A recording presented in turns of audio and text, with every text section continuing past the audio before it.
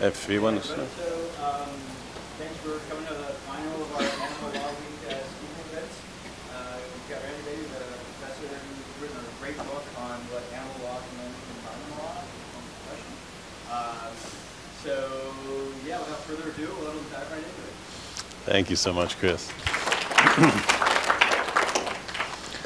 Well, thank you all for coming out. It's been quite the marathon week of animal law opportunities, and it goes on for another couple of days. So I'm thrilled to be here. I've actually it's extra special to be at Harvard to give this book talk, because this is really kind of the origin of my interest in animal law. I was coaching moot court teams here for three different schools, starting in 2006 at the Animal Law Moot Court. So 2006, 2008, 2011, and that's kind of the origin of the thinking for this book project. I came at this as a career environmental lawyer, law professor, and as I gravitated into animal law, getting more aware of these issues, these ideas about the connections between the fields started to become more apparent, and then before I knew it, I was teaching animal law for the first time, thanks to ALDF, which is a fantastic organization. Those of you who are students, I encourage you to get the most out of their resources. I had a seed grant from ALDF to be able to teach animal law for the first time at my law school in 2014. And I've been just more and more immersed in animal law ever since. So it's really exciting to be here. The book project is really about these two words, parallels and synergies. So the outline here for you, I'm going to talk a little bit more about the book project, what it's trying to do. And then this starting premise of dichotomies and anomalies that I'm referring to within animal law, how animal law is facing challenges because of these dichotomies and anomalies. And then we're going to look to, okay, what has environmental law done? What kind of trajectory has environmental law taken in the US? And we'll also look internationally that animal law can benefit from, that it can essentially adopt in some way to advance where it is as a less developed field of law as compared to environmental law in the US. So I'm going to look at some themes within that idea of how animal law can advance itself by following the trajectory of environmental law on the information side of things, on international law, and also taking a look at how the two movements are in a different evolutionary trajectory right now.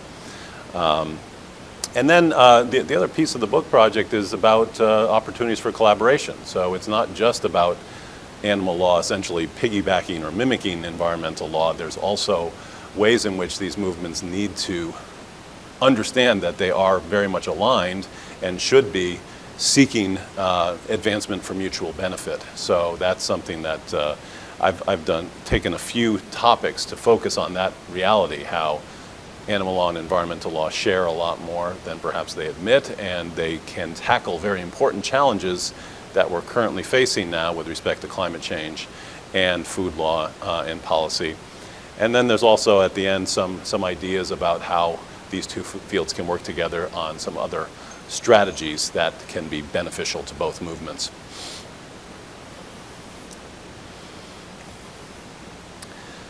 So this pretty much summarizes what I've already told you, how the book project started to come together. And I think it's what's been really important for me in looking at these two movements is that it's remarkable how similar they are in terms of where they started. Because environmental law back in the 60s, early 70s was more of the peripheral fringe movement in some ways that animal law is more recently kind of labeled as the tree huggers and the hippies and the outcasts in the legal field. And now animal law has a bit of that new edginess to it and is trying to gain more of that mainstream leverage that environmental law has gained over the years. So that particular concept of the movements being very much alike, just one kind of 3 decades perhaps ahead of the other, really triggered the thinking for a lot of what's going on in the book. And then, of course, that notion of not just that goal, but the enhanced collaboration goal is another focus. So those of you who have been exposed to animal law, you're painfully familiar with the notion of animals are considered to be property under the law, and how that creates a lot of problems for animal law's advancement. There are basic obstacles in terms of when you compare that to other areas. When you're in an area of law where people are the focus, of course, people enjoy a whole set of legal protections that animals do not with their property status. But also, what's strange is that environmental law, talking about physical resources in many respects, we're going to look at ways in which environmental law has done quite well in protecting non-human resources.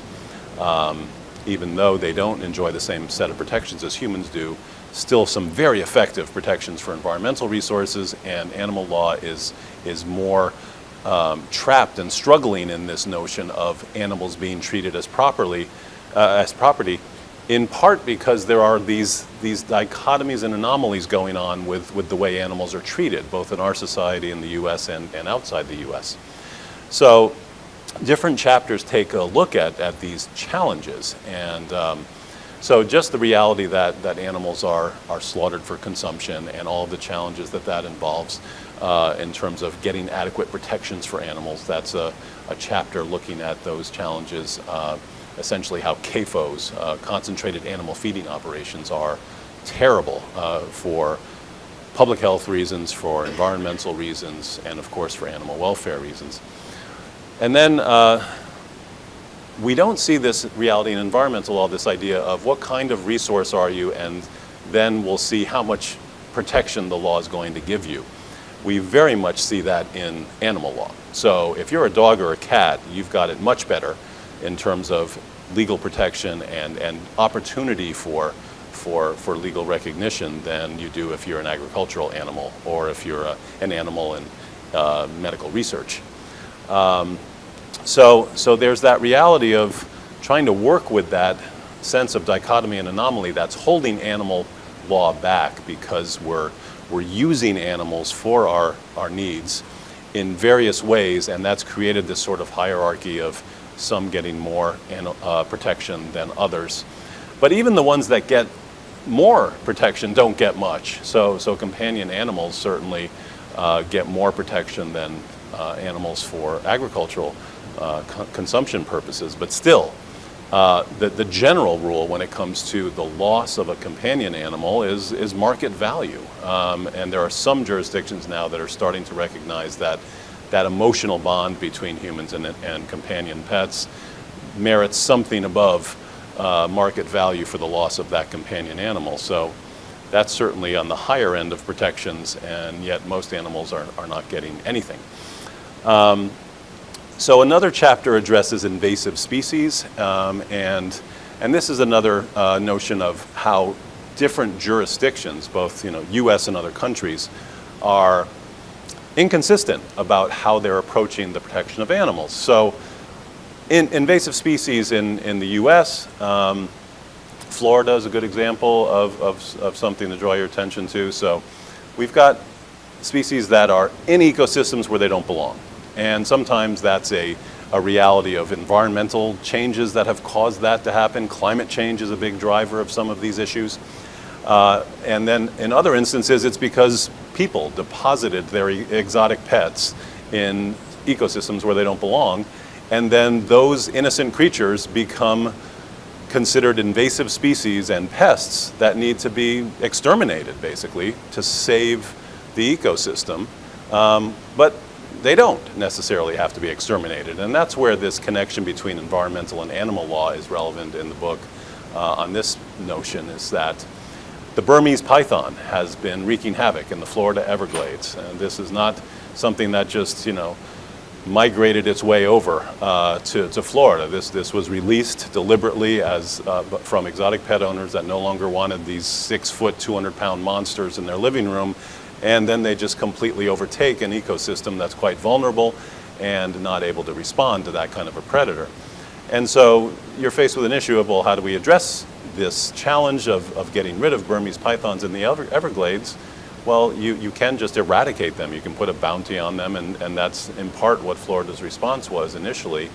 But there are also some more humane ways of doing it. So essentially, there was also an effort in Florida to enable those exotic pet owners that don't want their pets anymore to just turn them over and not just release them to make the problem worse.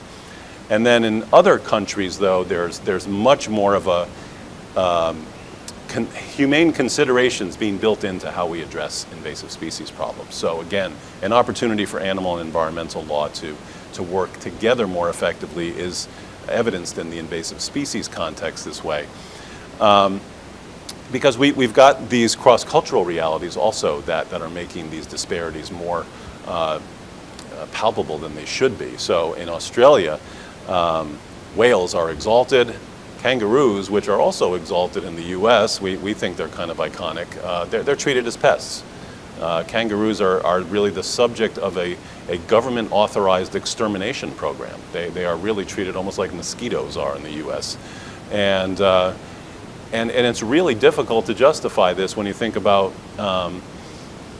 intrinsic value is something that environmental law recognizes and does pretty well, in the sense that we have ways of valuing resources in the natural world in terms of the ecosystem services they provide. So a loss of a wetland is going to cost a certain amount to replace, and we can value the intrinsic, we can put a price on the intrinsic value of an environmental resource, and yet we're not doing that as readily or at all in the context of animals. So animals are a part of that ecosystem, and yet animals are somehow treated as separate and not part of that ecosystem service valuation that we see in environmental law in the US. So we're certainly seeing that disparity with companion animals versus agricultural animals as well here in the US. So as far as how did environmental law get to do what it's doing as effectively as it is in the US? These points about history, politics, and law really set the foundation for the book in many ways. These are extracted from chapter 1 of the book. And how environmental law transformed itself from this hippie tree hugger movement of let's just protect resources in their wild state, let's get national parks established and so forth. And then it became this movement about human health.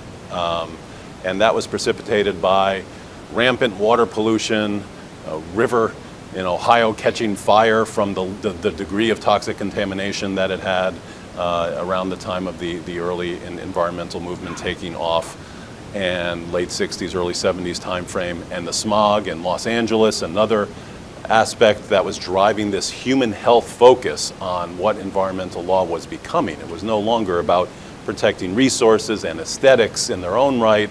It was about, we care about environmental protection because it affects us. And once you get a human hook on what it means to protect a particular, to respond to a situation, now you've got the second box covered. The political legitimacy is enhanced. So environmental law really took off in the 70s because of this connection to human health. The Clean Water Act, the Clean Air Act, the Resource Conservation and Recovery Act addressing hazardous waste.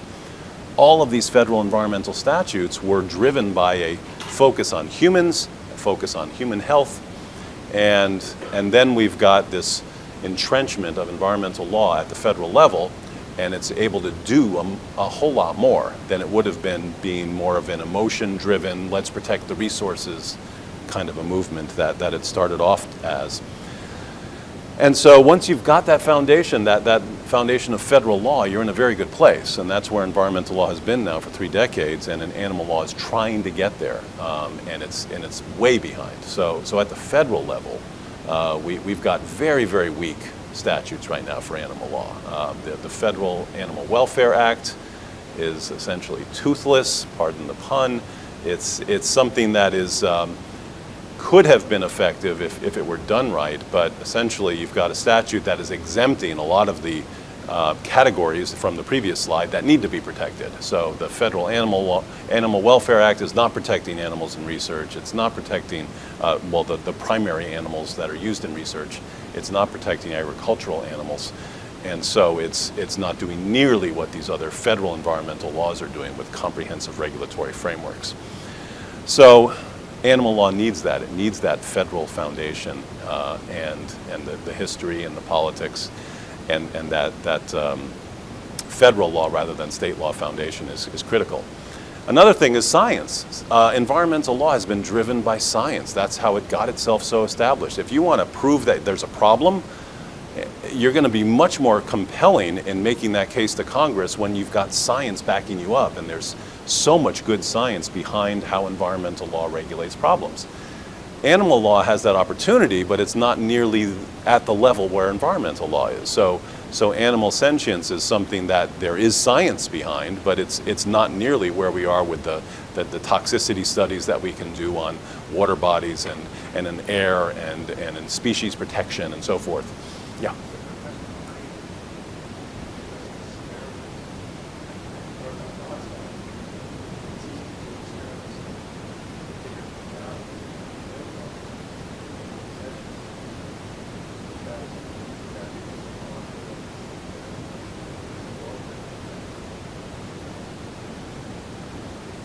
That's right, and that's certainly a challenge when we talk about the animal experimentation issue within the broader question. But when I'm referring to sentience as something that can be more of a value to getting protections for animals in a variety of contexts, I'm just talking about pushing for recognition of rights-based notions. So, for instance, I'm going to be talking about a line of cases that is seeking human rights-like protections for animals, and on the basis that they experience pain and emotion much the same way that humans do, and therefore they're entitled to recognition of freedom from confinement, freedom from torture type protections under the law.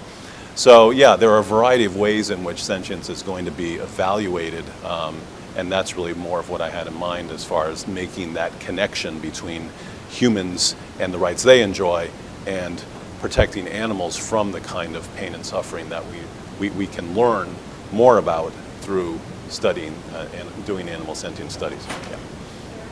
Oh, sorry.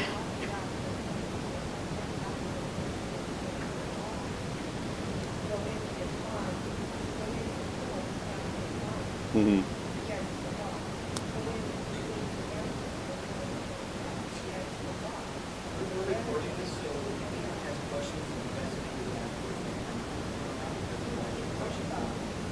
Okay. No, but that's a good point. So I am going to talk about ag-gag and the effect that that's having as well. So the information is building right on that point of ag-gag, actually. So information is something environmental law has done incredibly well in terms of accessing information and disseminating information. This is what's driven a lot of environmental law's success. The movement was founded on these notions in the sense that the reason why the Federal Clean Air Act and Federal Clean Water Act are so effective is this notion of mandatory transparency that goes with what it means to be in compliance with these laws. So this is something that would be a dream for animal law based on what we've just heard. Those of you familiar with ag-gag laws, these efforts by the regulated community, if you will, to say you're not allowed to know anything about what we're doing, and worse yet, we're going to sue you for trying. In the environmental arena, these notions of discharge monitoring reports, DMRs, under the Clean Water Act, are public information.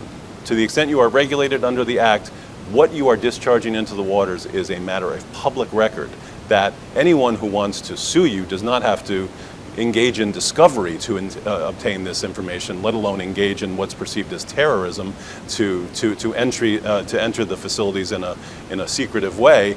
This information is available to the public. So the access to information component of environmental law has been incredibly successful. And then there's also a community empowerment dimension of it that's also been quite successful, that's relevant for animal law. And this notion comes out of one example of it anyway, is the Emergency Planning and Community Right to Know Act.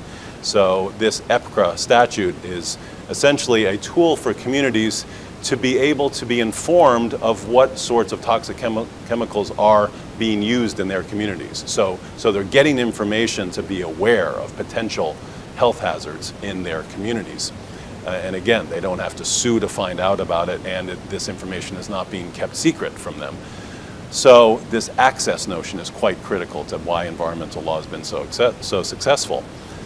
But more importantly, the dissemination side of information on the environmental field has been incredibly powerful. So the best example of this is environmental impact assessment. And both of these notions of access and dissemination are things that ought to be applied to animal law that I'll mention in a moment. But the environmental impact assessment requirement is unusual in the sense that this has been one of the most effective environmental regulatory tools out there. And yet it doesn't require those being regulated by it to do anything. This is a mandate for federal agencies to essentially prepare a big report, study what might happen from a proposed project that they're about to undertake. So if it's a Department of Transportation, this might be a highway project. And all this law requires is that they prepare this detailed assessment of potential impacts from this proposed project. And it's strange that this massive set of reports that's generated from this requirement of environmental impact assessment leads to such effective environmental protection, because the information is, again, out there for the public, so it's widely publicized. And when we've got public awareness of information that's potentially harmful to the environment, then we've got advocates who can make that use that to their advantage by delaying these projects. And delay is always good if you're an environmentalist, because if you've got negative publicity about potential environmental impacts circulating around, then there's going to likely be some adjustments to those projects that will make them less impactful. Or better yet, delay is so powerful that if it's delayed long enough, there might be a change in administration for that agency and the project won't run at all.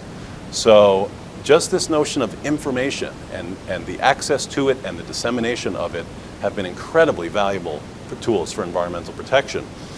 And if we could transfer some of that legacy to animal law, it would be equally powerful. But as we've heard, there are serious obstacles right now in many states, these ag-gag laws that are obstructing that opportunity for access and dissemination of information. Those laws are being challenged quite successfully. ALDF has done remarkable work in this regard. But again, this is an obstacle that has really impaired the advancement of the movement to date in terms of the information side of things. So there's a chapter in the book that tries to put these concepts of dissemination and access to information into the food context, into a notion of labeling meat, that basically, if I'm going to talk more about this in the collaboration points, but the idea of labeling has been quite powerful in environmental law as well, and we don't have enough of that in food at all. And to the extent that food involves animal welfare concerns, we would do a great benefit to animals to the extent that we had more effective labeling on food regarding how food is processed and so forth.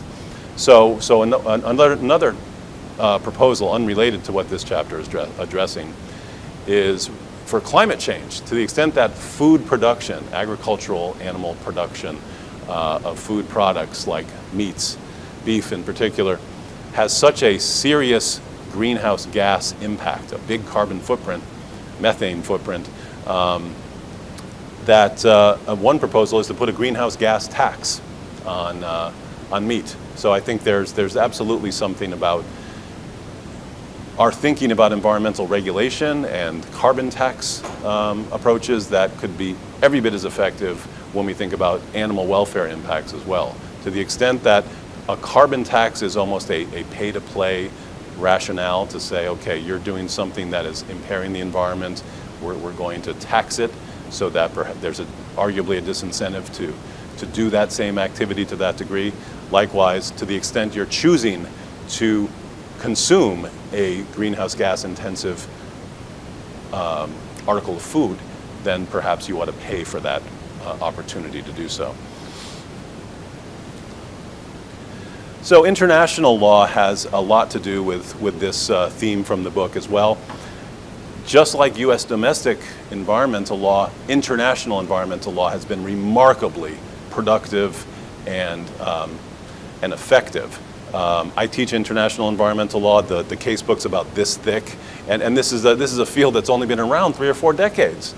It's just been so prolific how international environmental law took off in much the same way as U.S. environmental law did, in part because the U.S. used to be a leader in this respect. A lot of the U.S. environmental law frameworks were borrowed to launch a lot of the major international environmental law treaties we have. So we've got, for instance, the best example of that is the stratospheric ozone depletion treaty, the Montreal Protocol regime. The U.S. was really a leader, the good old days, as I like to call them. So we've gone from being a leader to being the biggest part of the problem in some respects when it's on issues of climate change these days. But international environmental law is well established, and some of it addresses animal protection issues, but just a very small piece. So we've got treaties like CITES, regulating trade in endangered species, that's providing some measure of protection for animals. We've got the Law of the Sea Treaty, that's providing some protections for marine mammals and the like. We've got the Whaling International Convention on the Regulation of Whaling. But we don't have, down here in the bottom box, we don't have an entrenched field of global animal law. Essentially, we're getting some peripheral protections through international environmental treaties for animals, but global animal law right now, in Chapter 15 in my book, talks about this, is a field in its infancy. And so there are a lot of, one of the biggest impediments to global animal law is that there are so many cultural differences about protecting animals that it's hard to get that global consensus. Hard doesn't mean impossible. So they're just like international environmental law, global animal law can evolve in a way that we have to at least get global consensus on some things, a foundation of principles, like a comprehensive declaration on what we will not tolerate about animal mistreatment, for instance. And that, once you get some kind of non-binding consensus documents at the international level, today's declaration, which does not bind anybody, can be the treaty of the future. And that's the way international law typically works. So there's a need for that in global animal law, getting that consensus building, and there is some progress toward in that direction, but it's not happening fast enough. So in between those two realities is international trade law. Now, it's not something you would intuitively think of when you think about, well, I want to protect animals, let me go to the WTO. That's not your first choice if you're an animal lawyer. So a very promising development of late, though, the EU seals case at the WTO was widely publicized and very good news for animal lawyers in the sense that even though the case technically lost on other grounds, which I won't go into at the moment, but what was very important about the case was that it was an animal welfare objection that was being lodged based on public morality concerns about how the EU is lodging an objection to how Canada is producing seal furs, and it's involving clubbing of seals, which is inhumane, the EU alleged. And the reason these seals are being clubbed is because they want to preserve the pelt, the fur in a nice unpunctured state. So the EU lodging this objection, it is a recognized objection that you can lodge under international trade law jurisprudence. Based on public morality, they're objecting to that practice. Now there's a long case law history of raising environmental objections to trade situations, and the tuna dolphin case and the shrimp turtle cases are famous ones in this regard in the WTO jurisprudence. But this is one that had never been used for animals protection. The public morality exception under the WTO had only been used for gambling and alcohol. So now it's being used in an animal welfare setting, and it was recognized as legitimate. So the fact that it offended the morals of the EU that Canada was engaged in this practice of harming seals, that was recognized as a legitimate foundation to lodge a moral objection. So not surprisingly, Canada raised a valid concern with that, saying, well, that's interesting, EU, that you're getting on your high horse about how seals are treated. How about your production of foie gras? I mean, that's not particularly humane, and you're all about that. So there's a challenge in raising these public morality objections in that you've got to be consistent if you're going to be able to do well with this, raising a public morality objection in terms of you're concerned about certain aspects of animal treatment and not other aspects. It's going to be certainly harder to make that claim effective. But nonetheless, it's a huge, huge opportunity for potential progress for animal lawyers at the international level. So I wanted to take a look at these evolutionary trajectories of the two fields. As I mentioned, environmental law much more established and sophisticated because it's so established. Environmental law is now in this third box, the environmental rights era. So climate change has been a big help in advancing environmental law to this level. So it's relying on this firm foundation it has in the pollution control context. So now environmental law isn't just about protecting the environment. It's not just about protecting human health.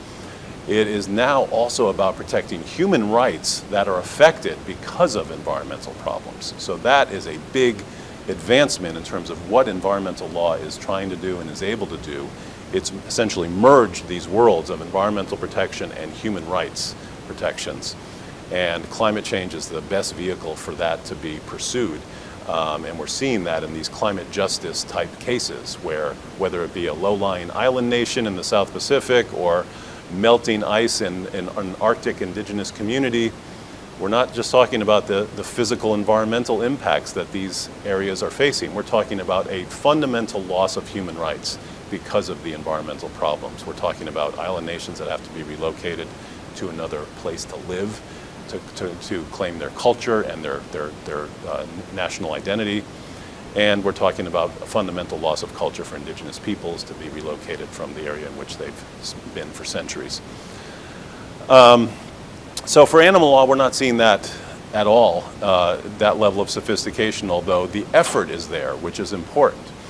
So the first box is really where animal law has been for a while, and it's not to diminish the work and the accomplishment of this first box, that anti-cruelty legislation is now in every state of the U.S., and that's providing some measure of protection for animals.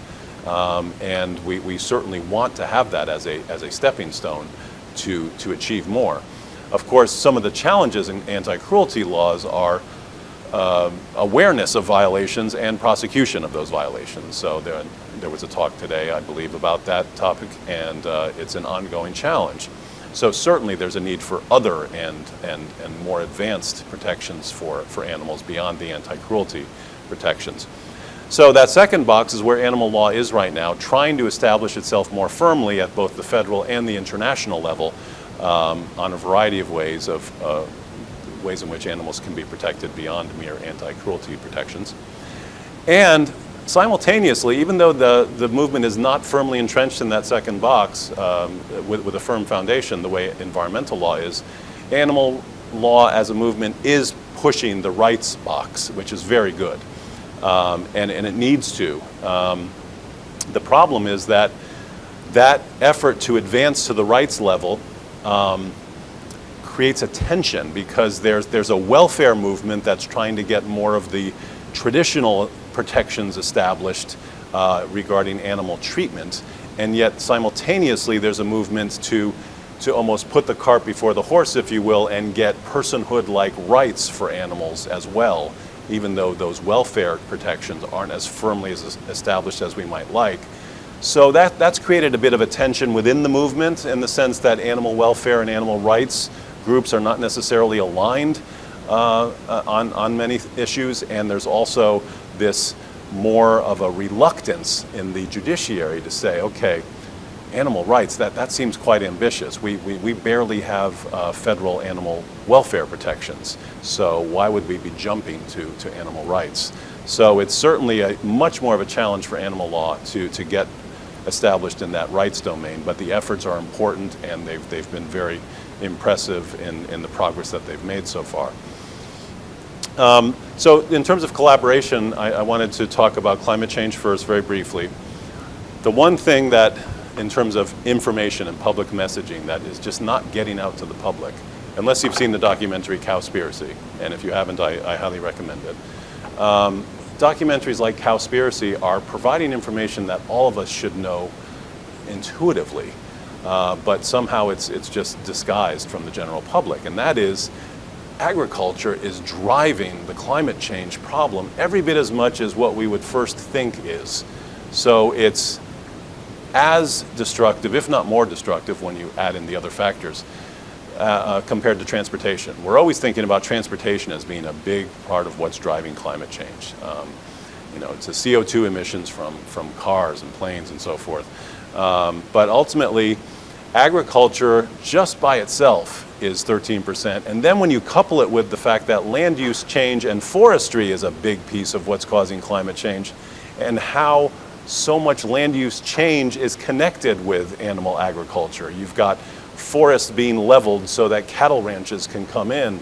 So you're adding up that combination of agriculture alone, and then the land use changes that are connected with agriculture, and the transportation related to agriculture. It's just not being grown in the backyard, it's being transported all over the place when we're generating agricultural products.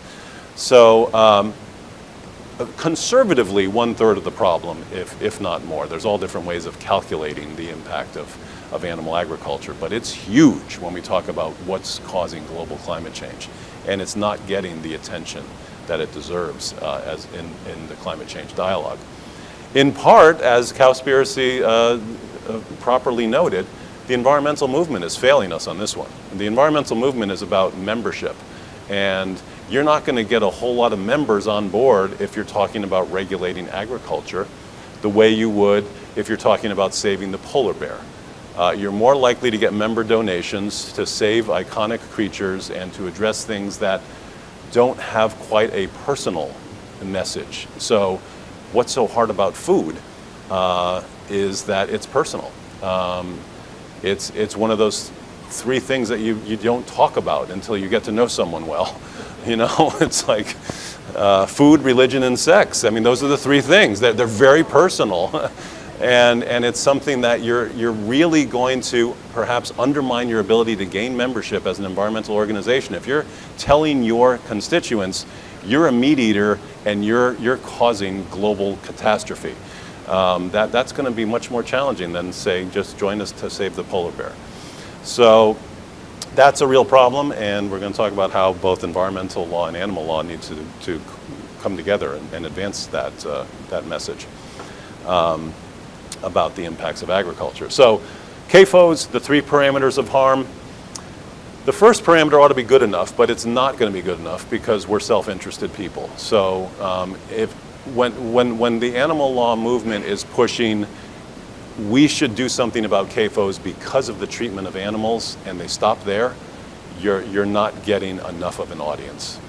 Even though you should have 100% people on board, if you just show them a few animal documentaries about the treatment of animals in CAFOs, most people with a conscience would come on board, but there's not enough of that information out there. So just because these CAFOs are abusing animals in the production of our meat products, that's not going to be good enough. It's the next two that will really bring the public around, and the message on these two issues has to get out there more effectively, that CAFOs are a public health catastrophe. They're feeding an industry that is killing us slowly, more rapidly, if you will, in terms of heart disease and in terms of the use of hormones in the production of meats. And then on top of that, the environmental impact, not only the climate change piece that we've already talked about, but the pollution piece as well. CAFOs are nightmares for just land-based and water-based pollution above and beyond the climate change impact that methane has, which is 20 times or more potent than carbon dioxide. And there's a chapter that addresses that issue alone about the CAFO's impact on climate change. So there's even more of a message that isn't getting out at all. Philip Lowen is a famous Australian philanthropist and an unlikely crusader. This is a former president of Citibank, vice president, I believe, who became vegan and has become incredibly valuable in the movement of building awareness about vegan advocacy and the need to transition to a plant-based diet and all of the implications involved in that.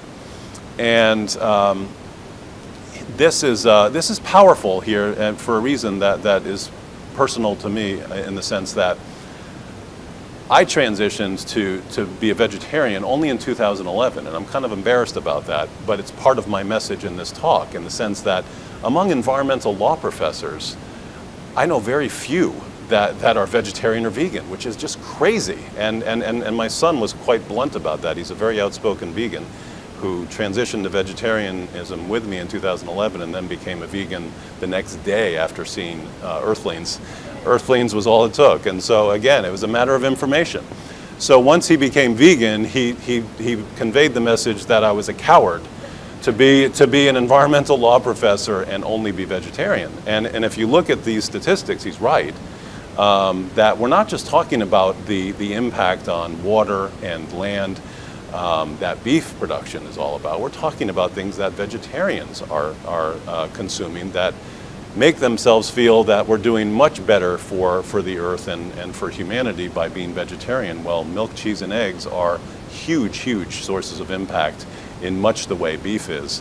And that's why I'm about 80 to 90% of the way to vegan at this point, because that information came to me and I couldn't justify maintaining a vegetarian diet when I could be vegan based on these statistics. So it's not just about the animal welfare, it's not just about the public health, it's not just about the environmental impacts, it's also now about humanity, to the extent that there's this human rights of unnamed victims that are being disadvantaged and threatened because of the food choices involved in a meat-based diet, how that's driving humanity to catastrophe at a faster level on a variety of parameters. That makes the case a whole lot more compelling. And that also reminds me about teaching animal law 4 times now in the past 2 years. Every time I teach the course, I have voluntary conversion, not because I'm proselytizing like my son does, but just the information about the impacts of a meat-based diet involved in the study of animal law.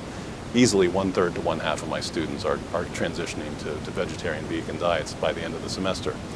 So again, it's not about people who are meat-based diet adherents at the moment are bad people. It's the message is they're not getting the information to make a choice. And that's the only message that I give my students.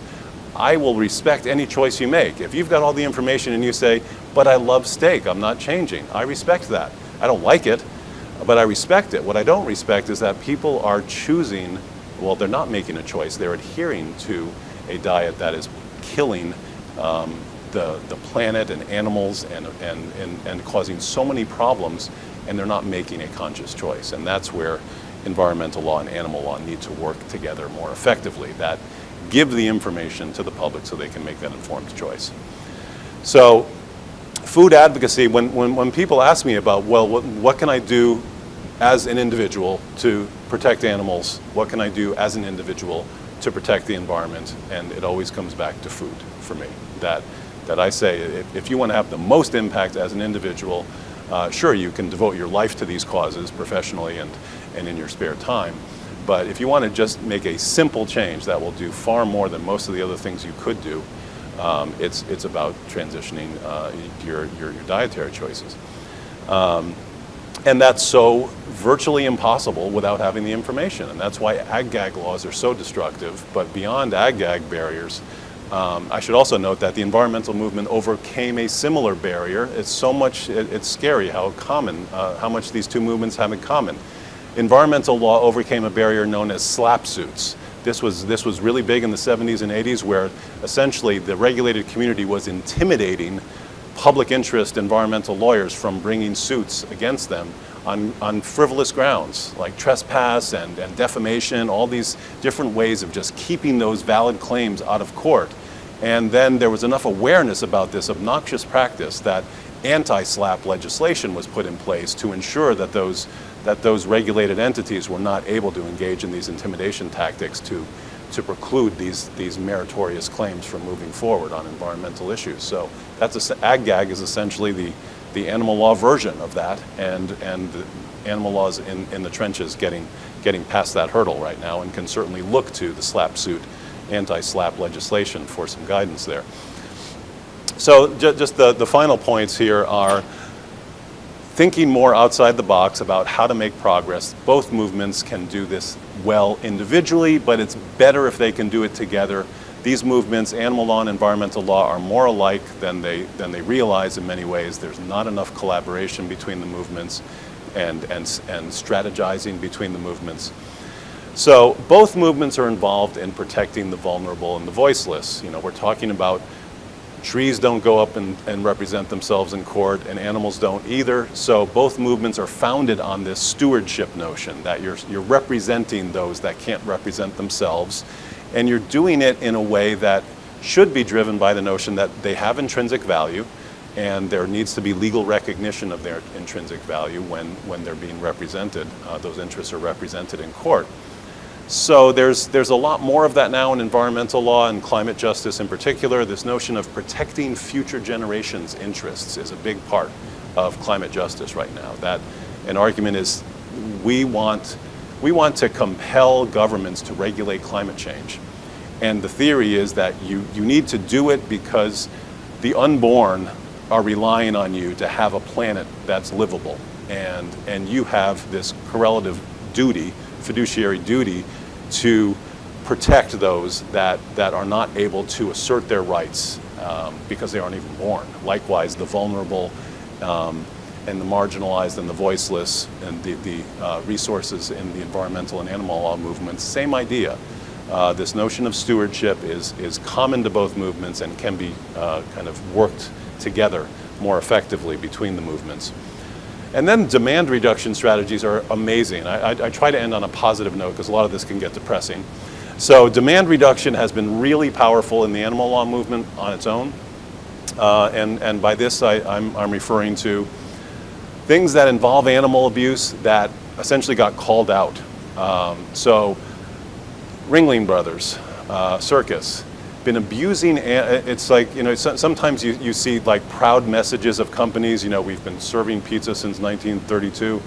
You know, the circus has proudly got these t-shirts saying we've been abusing elephants since the 1880s.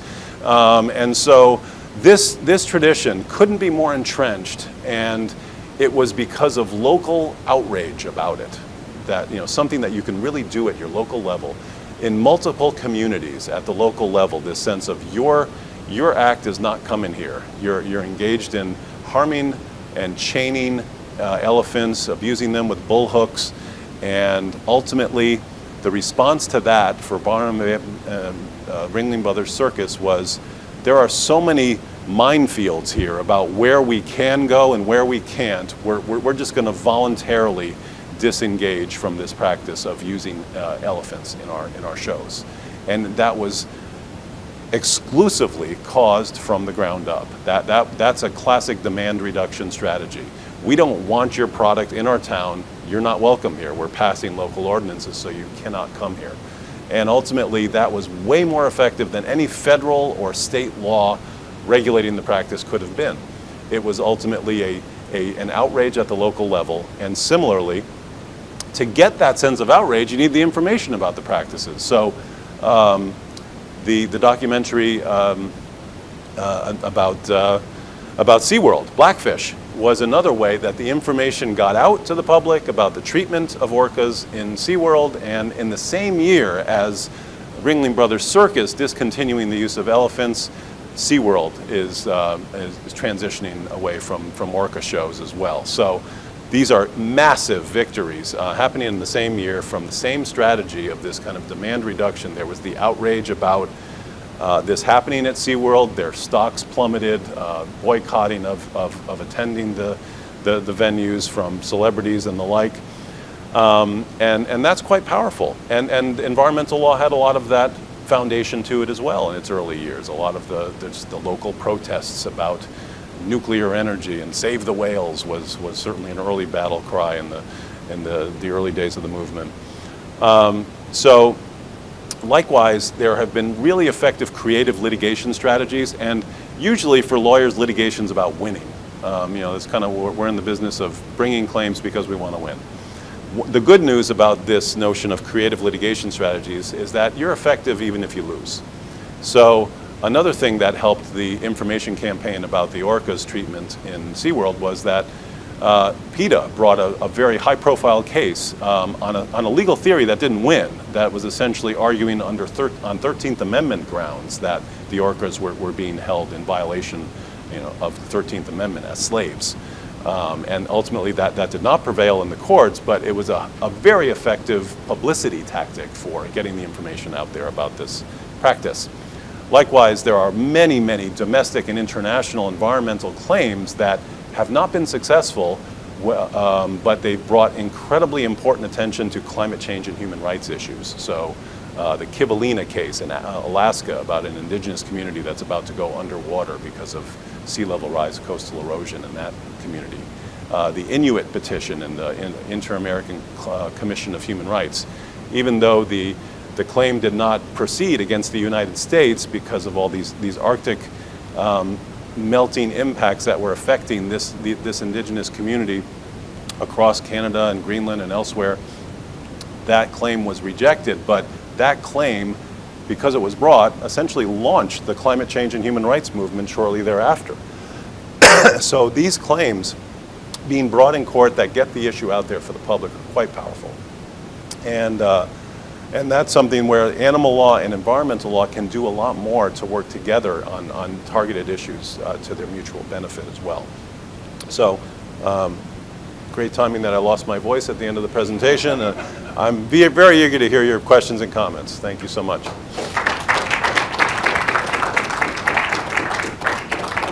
As I mentioned, because we are recording today, I'll have to answer any questions you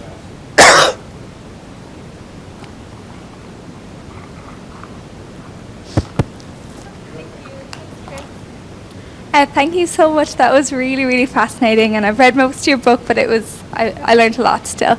So I'm just wondering, I know that we kind of share common interest as well in environmental justice.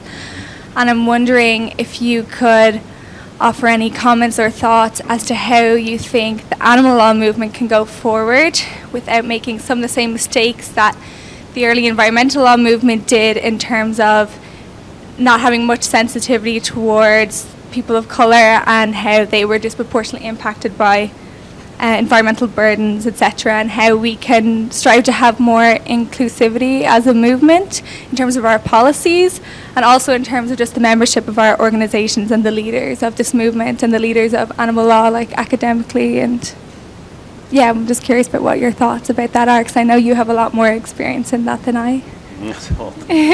Well, thank you. That's a great question. So, as I mentioned on the slides regarding the trajectory of the two movements, so environmental law has reached this stage of environmental rights, and so it started with environmental justice was kind of the first step in the U.S., and then it kind of blossomed internationally. So the awareness that environmental justice brought about was environmental problems are not just about resources, they're about people. So we started to become aware that there were certain communities that were bearing more of the burden of environmental problems, and that's essentially a human rights issue. So it kind of transformed the environmental movement into an environmental and human rights movement to address these kinds of problems. And I think that has a parallel for animal rights in the sense that we've started in the animal law field with, anti-cruelty. I mean, animals are not people, so we should treat them with respect, and as long as we're not abusing them, we're doing enough, which was kind of where we were with environmental protections in the sense of, as long as we're protecting against pollution, we're doing enough. We don't need to think of it beyond that. So I think this push to have animal rights recognition is really the parallel to environmental justice, in the sense that animals deserve more from us than just to be free from torture. They need to have some more legal recognition to protect their interests. So the animal rights movement is pushing that agenda, and I think it should evolve, perhaps not as quickly, but in much the same way as the awareness building of environmental justice did to help advance that cause. It's about getting the information out about the problems and then finding the legal tools, which takes a lot of creativity. I mean, the environmental justice movement was throwing a lot of things against the wall until something stuck, and it wasn't the best thing that stuck. So that movement wanted to use the 14th Amendment as a way of ensuring against those issues, and it's really only been able to do more non-binding measures and state-level measures. So it's perhaps been more effective at the international level through international human rights than it has been in the U.S. But with animal rights, it is about trying to find these creative strategies, and that's where these suits being brought by the Non-Human Rights Project are really watershed that way, in the sense that who would have thought that bringing habeas corpus claims for chimpanzees would have been a way of making progress? But it's fascinating, it's brilliant, and it's something that could really be that first foot in the door for getting human right-like protections for animals. And the common law is quite powerful that way, and that was a point that I didn't make in the presentation, that environmental law achieved a lot of its success because of the creative ways of using the common law. There's a new area now called atmospheric trust litigation that's based out in Oregon. Professor Mary Wood at University of Oregon has essentially made a theory of extending the public trust, which used to be just the state's stewardship of the wet sands, and has argued that it should be extended to the atmosphere, so that states have a duty to manage the atmosphere of a state for the benefit of the people, in much the same way that they have a duty to manage the wet sands for the benefit of the public. So it's things like that, the creative litigation theories, that I think will help the animal rights movement get to where it needs to be, like environmental justice advanced the environmental movement. Randy, I have two questions. One is, it has been a thorn in our side for the last decade or so that we've not been able to reach our colleagues in the environmental movement, the big organizations, and convince them that CAFOs are a big issue. And I wondered if you had any pearls of wisdom to share with us about that. And my second question, and even more difficult, is what's your favorite chapter in the book?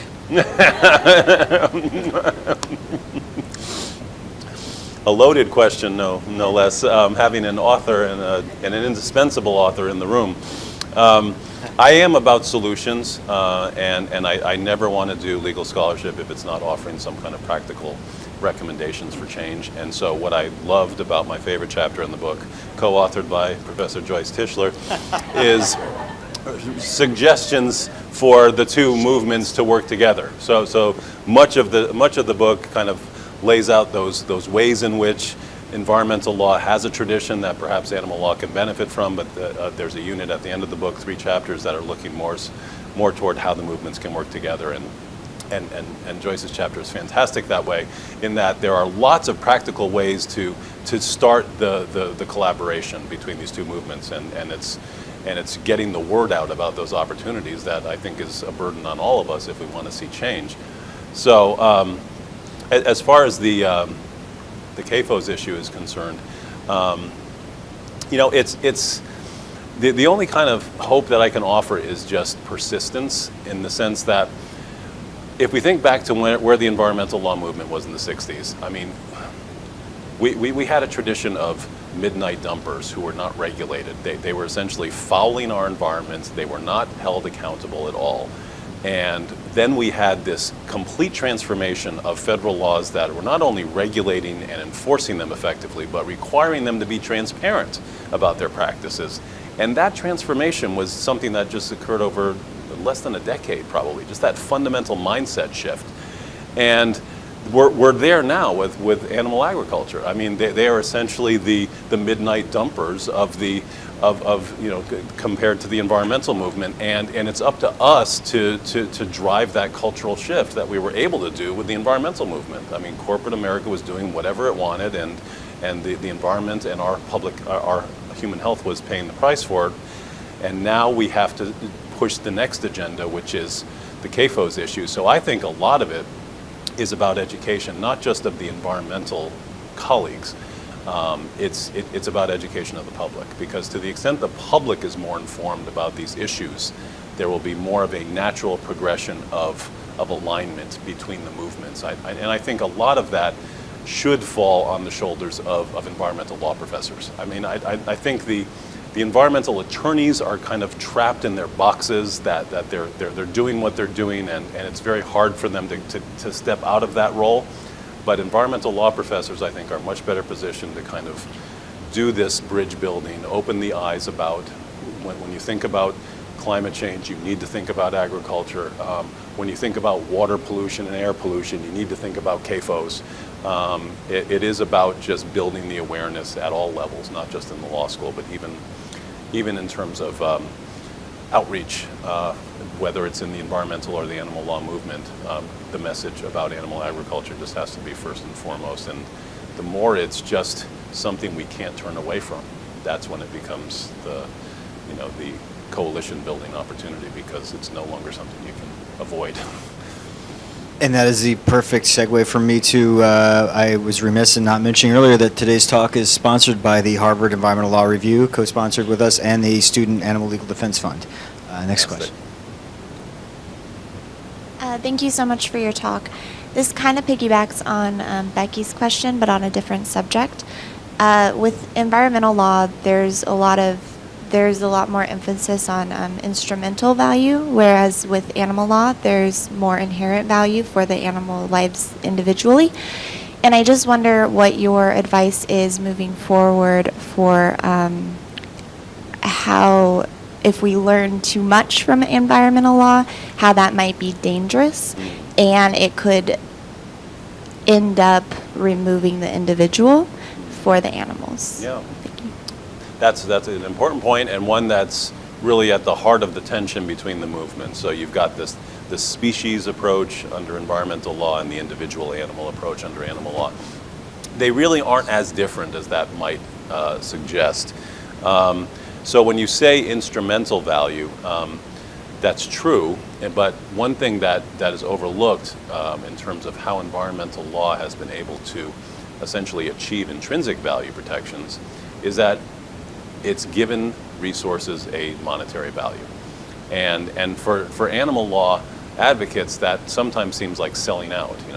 We don't want to say that there's a dollar value for animals to afford them protection. We want to say they are just intrinsically valuable and we shouldn't harm them and they should have rights. But ultimately, if something doesn't have a financial value, the default option is often it's worthless.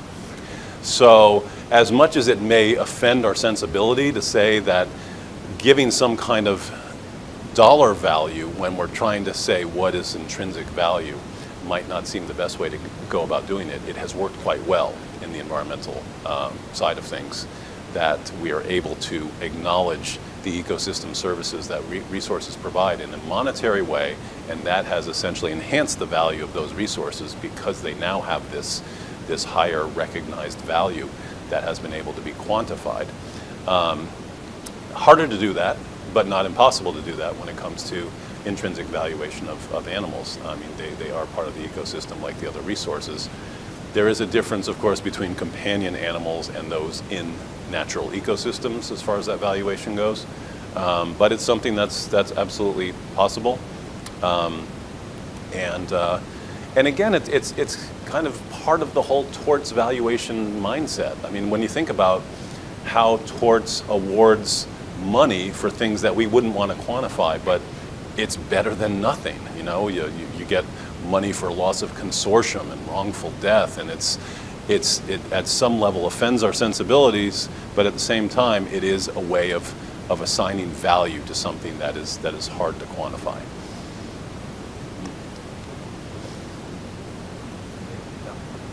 So a lot of the time when legislation to protect farm animals fails to gain traction, we hear that the animal agriculture lobby is just too strong.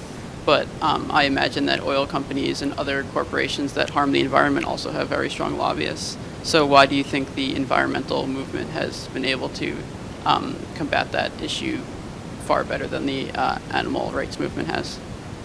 Yeah, it's a good question. I mean, actually, the environmental movement is still in the trenches with respect to climate change. So we should have transitioned away from fossil fuels a long time ago, and our Western allies have been able to do that much more readily. But the reality, though, is that the effect of the environmental movement's success in this regard was those federal statutes. I mean, it really all comes back down to the notion of, if you've got the federal statutory framework in place, then it forces this mindset shift that even if the regulated industries want to think differently, they can't. So ultimately, when the Clean Water Act and the Clean Air Act were in place, those regulated entities now were facing a reality of compliance equals profits. You know, we are no longer able to act the way we used to be because we're going to be bankrupt.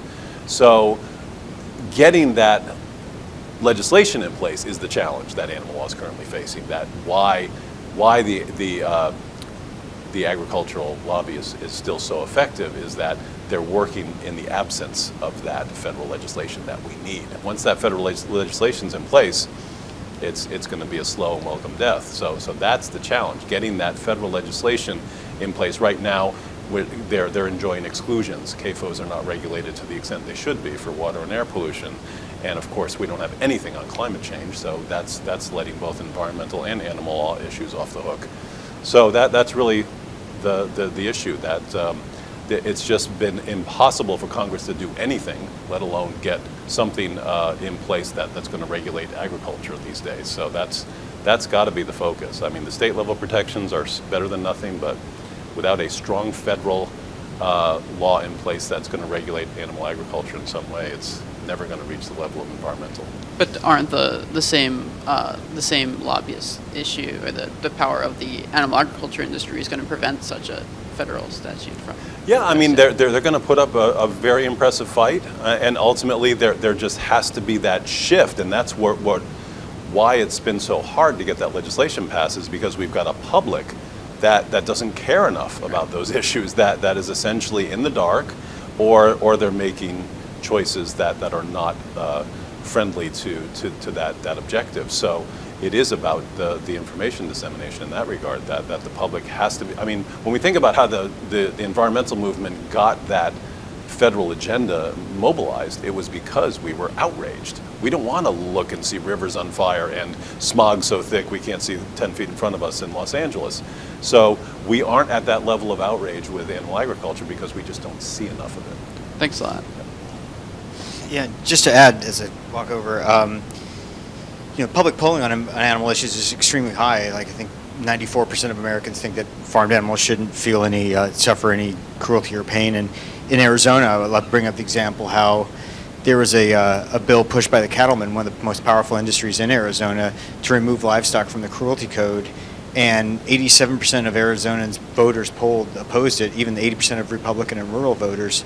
And we killed it the year before, then it got slipped through at the last second, went to the Republican governor's desk. And over the weekend, we drove in 19,248 calls and emails asking for a veto. Only 3 people contacted him asking for him to sign it.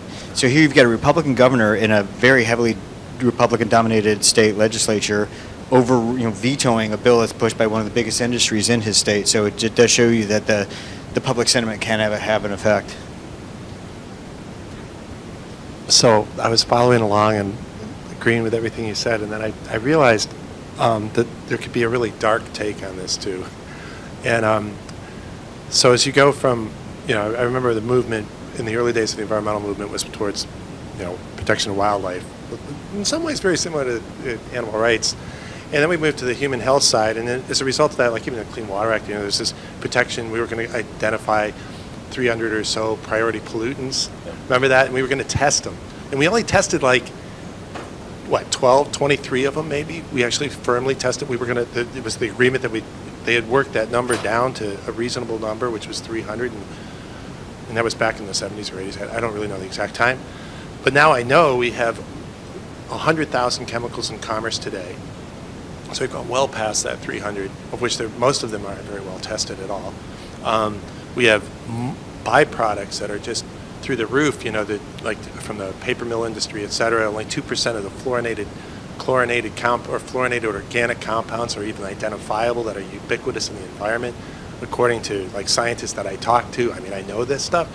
So I feel as from the environmental side, which I've kind of left in a sense, that the move to climate change is actually more of a it's kind of a smoke and mirrors thing. It's like, well, look, we've got an enormous amount of chemical exposures now, for which we're really not testing hardly anything, let alone the combinations of the effects on all the neurological endpoints or developmental endpoints, let alone that you're going back to animal models that have only semi-useful in understanding what the effects might be on humans. So what we've done is just walked away from the issues from the 70s and 80s. We've walked away from the real human health issues. And so we've got, I think what you pointed out is we've got good laws, but in practice, we've gone nowhere while we've continued to bust through all kinds of doors of increased pollutant exposure.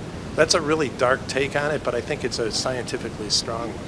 So I'd like to know what you think. Well, yeah, I agree with that in large measure, in the sense that we've had very successful individual statutes, and you made a brief reference to the notion of we haven't approached the environment as an environmental system.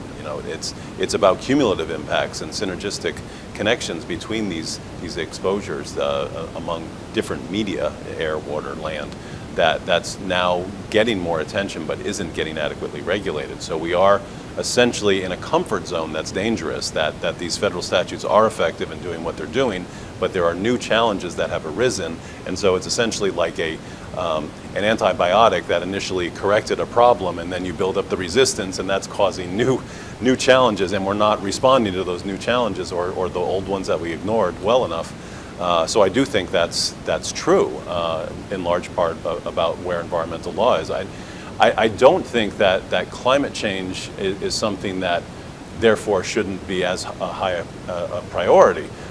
It's just that we've got a lot of regulatory challenges that are on the plate, and climate change, I think, is justifiably at the top of that agenda, perhaps not as high as it should be in our country, but it is the ultimate environmental and human rights issue. So I think that hopefully we can address those other things that we're not addressing as well after we get some kind of meaningful response to climate change. And you actually bring up something that is itself part of the schism, I think, between animal and environmental, that many of those substances are said to be tested on animals, is the way that they then practice. So it creates this additional schism. Yeah, and just an additional comment about that and kind of a question as well, from an environmental justice perspective. I think, like you said, a lot of this is to do with membership of the organizations that highlight what we should care about, and climate change is something that we can all get scared about and relate to as like privileged white people, and unfortunately the people who are suffering the most from a lot of these chemicals you talk about live in close proximity to hazardous waste facilities and other locally unwanted land uses, and those communities often don't have the social capital to get those issues on the agenda of major environmental organizations. And then even within those organizations, the representation is so predominantly like white men and women, and the membership is white men and women oftentimes too, and a lot of communities of colour haven't had the feeling that they are part of this movement, and I think that's has a big role to play in the kind of issues that are hot in the media and what we care about. Which brings me to a short question for you. I'll be brief because I know I'm taking up a lot of time here, but also about environmental justice.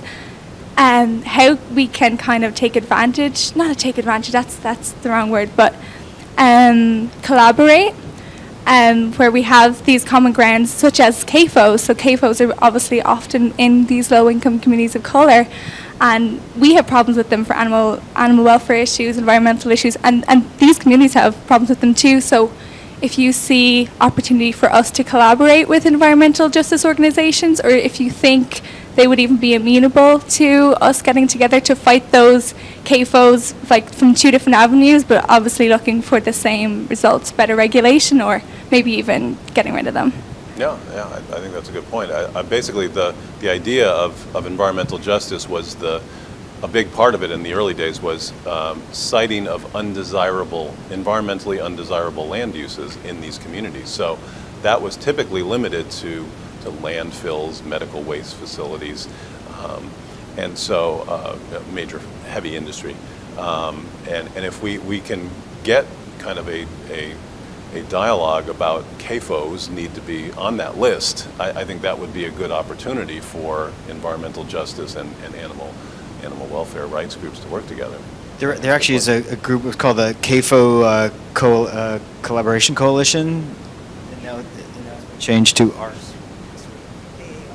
Yeah, which was specifically bringing folks from labor, the environmental community, the animal community, and there's actually an independent group called the SRAP, the Socially Responsible Agriculture Project, that works very specifically on individual cases that come up in communities where they just mobilize folks to try and oppose those. Thank you for your presentation. It was very instructive. So I have a question.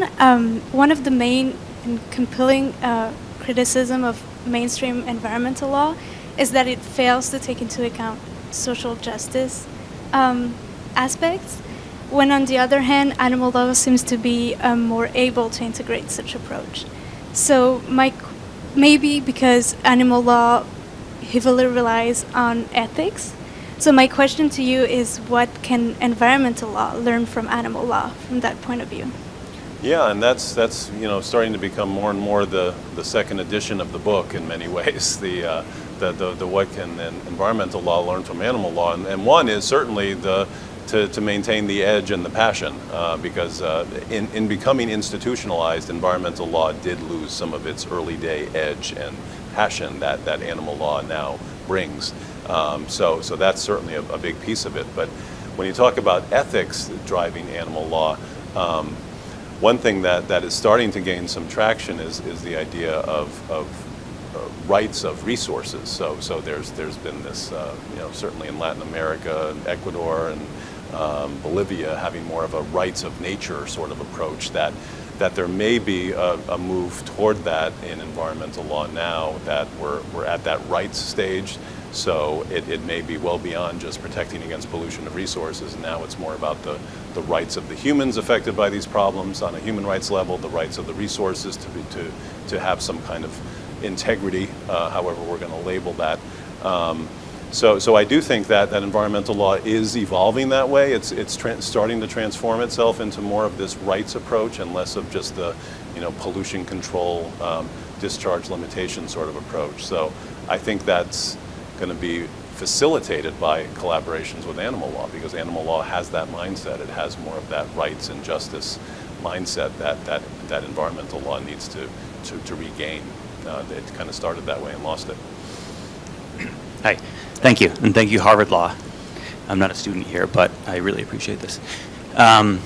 So I was, my family raised me as a vegetarian because of Diet for a Small Planet, which is sort of piggybacking on what they were saying a little bit. And so it does seem like a long time since the 70s or whatever, and not a lot has happened. But anyway, the thing that made me become a vegan was when my nephew asked, when he visited a milk farm, what are you doing with all the baby males? So, I mean, the slide with the water is obviously very effective, but, veal is another big thing. So I was wondering, my trade is web development, and so what I'm trying to do is mix that with my passion of animal welfare and create sort of an information system about this. And I haven't found any good sort of clearinghouse information system type thing about animal law. Do you know of this kind of thing, by states or by agricultural versus companion animals? Sure. All this kind of stuff. Thank you. ALDF is outstanding that way. So the Animal Legal Defense Fund, ALDF.org, and what? Oh yeah, and at Michigan State also the Animal and Historical something. Yes, and that's an outstanding clearinghouse. Animallaw.info. So those are great starting points. I mean, there are lots of resources out there once you're on those websites of ways to connect to other related organizations. Just a couple of minutes ago, you mentioned what is happening in Latin America regarding resources, the connection between resources and human beings and human rights, basically. And you remind me that as I'm looking at that child welfare basically evolved from animal welfare. Back in New York in the 1800s, someone with very creative lawyer sued to protect the child using animal welfare rights. Yes. Exactly. The evolution of the Association for the Prevention of Cruelty to Animals, which turned into the Prevention of Cruelty to Children. So I think what needs to happen from my perspective is that if we term it in terms of human rights, that we can get, I mean, that picture that you show out there between the connection between consuming meat and cheese and eggs and all these other things and a child in that condition really gets really a point across that we really need to preserve Earth in all of the aspects of it. And if we don't do that, then humanity is at risk. So anyway, it's not a question there, but it's just a comment. No, that's very helpful.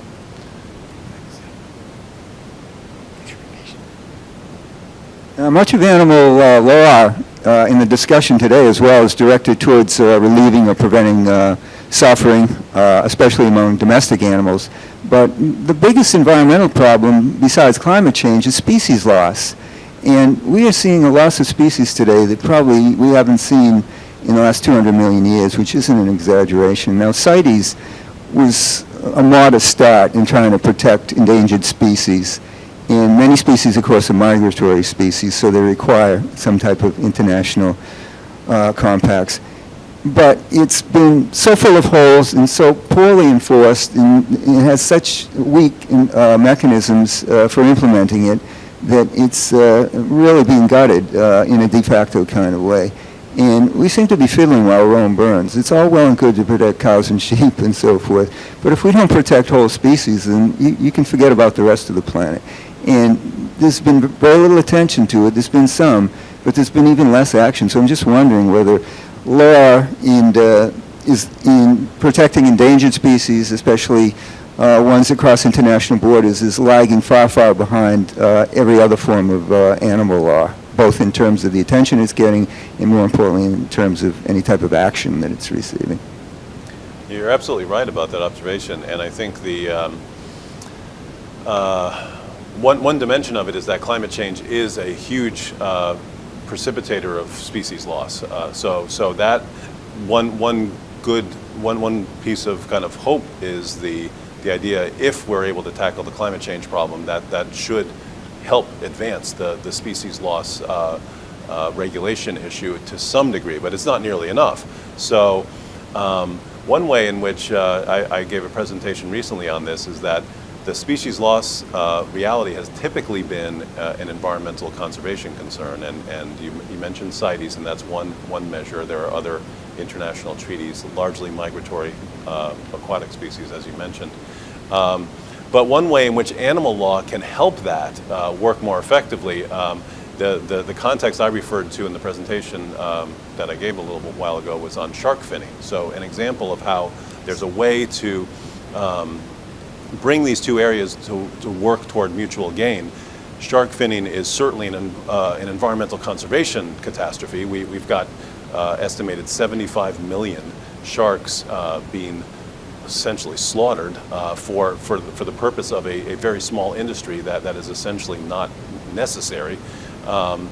And what's amazing about the issue, very much like animal agriculture, is that very few people are aware of it. I mean, I was in the environmental law field, and I wasn't aware of shark finning until 5 years ago, maybe. So there's an animal welfare component to it that can facilitate this problem being addressed more readily, and that is just the inhumanity of it. That shark finning is a public morality concern, that you're talking about taking a fin off of a live shark, suffocating it on deck, throwing it back into the water to drown. I mean, it's a major animal welfare issue, public morality concern, in addition to being a conservation concern. So those two areas need to work together more effectively to address species loss, because many of the instances of species loss do have animal welfare and morality components to it at an individual level as much as they are at the species level. But it's a huge challenge. I mean, biodiversity at least is a conversation piece now more than it was, so we're becoming more aware of those species connection issues, and but it's way behind where it should be. I agree with that. I love that you stress the need for environmental impact assessments and the force that they may carry, not only in informing the public, but also in terms of what it implies on a regulatory level. So I just thought that, do you look at impact assessment? I mean, there can be super diverse, right? There can be impact assessment that are demanded by state actors for state actions. So, for instance, there's the EU Action Plan for Better Regulation, which was initiated in 2002. They also did an impact assessment on animal testing with regard to the cosmetics regulation in 2013. And there is more of the private sector element of the impact assessment. So that has to do with CSR reporting, but also even less NGO but corporate based. So there might also be a business case for providing for more information about animal welfare issues. There is the business benchmark on farm animal welfare that assesses the welfare of animal welfare that is provided for in food processing industry corporations, and then the RSPCA also measures animal welfare levels of countries, which is also doing a good job with regard to that. Also having certain corporations certified as adhering to providing for higher levels of animal welfare, which is currently done under the ISO certification scheme. So my question with regard to this point is, how far do you think we can stretch or make the business case for sharing information in animal law matters? And the second question has a lot to do with that divide that the gentleman just spoke about. So the one question I have to you is, to some extent, I feel that the environmental case for animal law can be made on two grounds. First of all, over the environmental pollution argument. So because the way we use animals, especially in CAFOs, creates environmental degradation and pollution, we can tackle that this way. So my question is, as diets are moving more towards chickens' body consumption from cows' body consumption, and this creating less environmental pollution, how we're dealing with that from an environmental perspective, or even if that is not the case, if there is ever a technological revolution that takes away the environmental pollution aspect of industrialized animal production, how we're dealing with that in terms of that. And then the second point related to that, how I think environmental law is connected to animal law, is natural resource use. And then again, I think that natural resource use can be very speciesist, because it is focused mainly on marine animals. When you look at the case law of the WTO, it's focused on marine animals, but it doesn't give a lot of credentials to farmland animals. So I just see that as possible future challenges that we may face at this intersection, and would wonder what your thoughts are about this. Thank you. That's a very compelling set of observations. You got 30 seconds to answer that question. So let me start with the first one about the flowing from environmental impact assessment mantra, just getting the information out, and kind of transparency and accountability is really what it comes down to. And we've done, as I mentioned, a very good job of that with environmental law. I think we're already on that path with animal law. I think we're We're at a phase, though, that we have to get over pretty quickly, which is that desire to feel good about our purchases and not care more than that. So the humanely raised label was a stark example of that reality, that it's good that we're giving information to the public that to the extent we're eating eggs, we should strive for cage-free eggs. To the extent we're buying chicken broilers, well, let's hope they're humanely raised. But that was challenged in litigation and proven to be a farce. The humanely raised label was just a way of charging the public more for the same product. So there's some danger in terms of ensuring the accountability and the information to the public, and we're also seeing that with the USDA organic. That certification is valid. The problem comes with the enforcement of it, that it may be less meaningful than we'd like it to be because it's not enforced as well as some of the environmental certifications are. So I think that there just needs to be, again, more of this apparatus of transparency and enforcement that we saw with environmental law happening with animal law. And again, that's about information. That's about information to the public, and the public ultimately will demand that, as it's already starting to do, in terms of labeling, in terms of demanding more of an adequate enforcement regime. I mean, we certainly don't have anything close to the equivalent of EPA for animal law.